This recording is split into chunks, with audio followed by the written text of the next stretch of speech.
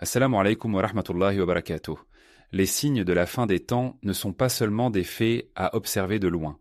Ils sont un message, un rappel pour chaque croyant. Lorsque le prophète, sallallahu alayhi wa sallam, nous a décrit ces événements, ce n'était pas pour nourrir une curiosité intellectuelle, mais pour nous pousser à la réflexion et à l'action. Allah, subhanahu wa ta'ala, nous avertit dans le Coran. L'heure arrivera soudainement. Sourate Al-A'raf 7-187. Cela signifie que nous devons être constamment prêts.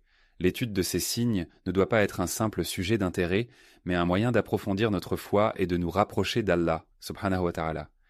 Ibn Kathir, dans son exégèse, explique que ces signes sont des rappels que le monde est éphémère et que l'oubli de cette réalité est une des causes principales de la négligence spirituelle.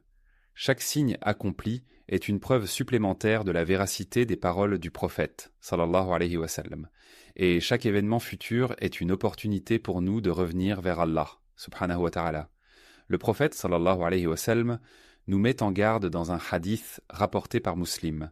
Hâtez-vous d'accomplir de bonnes œuvres avant que ne surviennent des épreuves aussi sombres qu'une nuit obscure. Face à cette réalité, sommes-nous préparés ?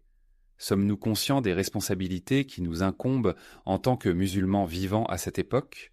Loin d'être un sujet de peur, la prise de conscience des signes de la fin des temps doit nous inciter à agir, renforcer notre relation avec Allah, subhanahu wa ta'ala, multiplier nos actes d'adoration et nos bonnes œuvres, éviter les pièges de ce monde et rester fidèles aux enseignements prophétiques.